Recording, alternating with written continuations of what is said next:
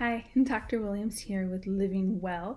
I've got another holiday tip for all of you perfectionists out there, and this is the 2 questions to ask yourself to stop anxiety in its tracks. Now, after the last tip, many of you were probably left a little anxious or stressed because the thought of prioritizing your to-do list and then delegating something to someone else can stir up a lot of anxiety, because as soon as you think like, well, who would I ask, and your brain just starts to go with all the worst case scenarios, right? They're not going to do it, they're going to do it late, they're going to do it wrong, they won't do it the same as me, I can do it better, I might as well just do it myself. And you get stuck in that spiral, and it can bring up that anxiety. And so I want you to ask yourself, whenever your brain's kind of get caught up in that spiral, these 2 questions. The first one is, what's the worst that can happen? And the second one is, can I survive it? Okay.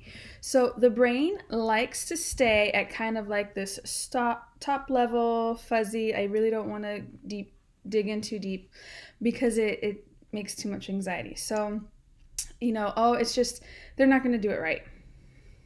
Okay. My brain's going to say, there's no, what do you mean they're not going to do it right? What's the worst that can happen? Like, actually play out that scenario, shine a light on it, right? Trying to pick out the perfect outfit to wear to the office party because it needs to be business casual, can't be too casual, can't be too business. What's the worst that can happen? Well, they're going to judge me. And the brain likes to hang out right there. Like, what do you mean they're going to judge you? They're going to say, wow, you're amazing, this is awesome. It's like, well, no, it's going to be critical. They're going to think I look silly. So we want to actually answer those immediate thoughts that we have and dig down deep to what we really believe. What's the worst that can happen? So I had a client who had a lot of anxiety over her finances, and we played out these questions in a session together, and I asked her, like, well, what's the worst that can happen? And she's like, oh no, it's just going to be really bad. I'm like, well, what do you mean it's going to be bad?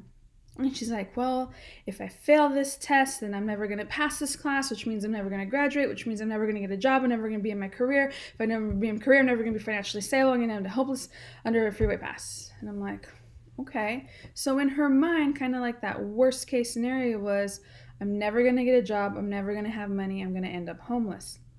And I asked her, well, can you survive that? She kind of looks at me, she's like, well, I don't want to. I'm like, of course, no one wants to.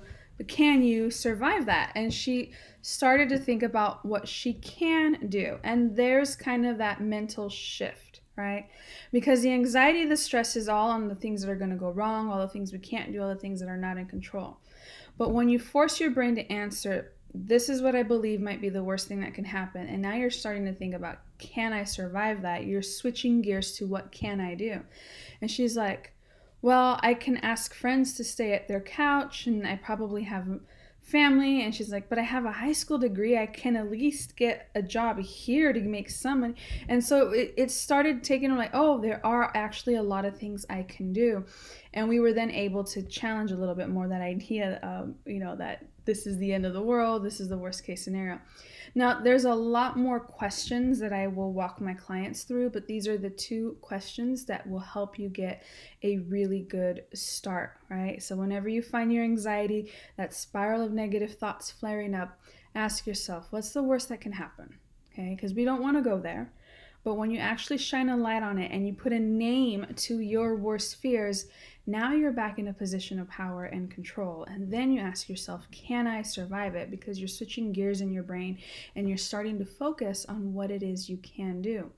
Just a little nerd tangent. I love this idea of naming your fear, putting an actual name to it. There's a lot of mythology around this. If you read a lot of mythological literature, even in Harry Potter, right, giving who a name, people were afraid to name who they were afraid of. And so it was like an act of defiance, an act of taking back power to actually say Lord Voldemort and give him his name. Same thing in the fable Rumpelstiltskin, right? The power in the name. If you can find out what my name is, that puts you in power, and the queen gets to keep her son. And so there is a lot of meaning to this idea of actually naming your fears. And so instead of getting stuck in all the what ifs, is just sit down, write it down. What's the worst that can happen, and can I survive it? And chances are It's not as bad as you think it'll be, and yes, you can survive it, and that'll give you the upper leg on some of your anxiety. Now, there are lots of other questions that I'll probably get into other videos, but I'd love to hear from you in the comments below, when you use this, and kind of what happened. Like, what was the fear that you were able to put a name to it, and what were the things that you realized you can do to survive it? I wish you all the best of luck the rest of this holiday season. I'll be back with the next video. We're switching gears a little bit. Instead of tips, I want to focus a little bit on goal setting and gratitude as we reflect on the year. All right. Hope you all have a great day. Thank you. Bye-bye.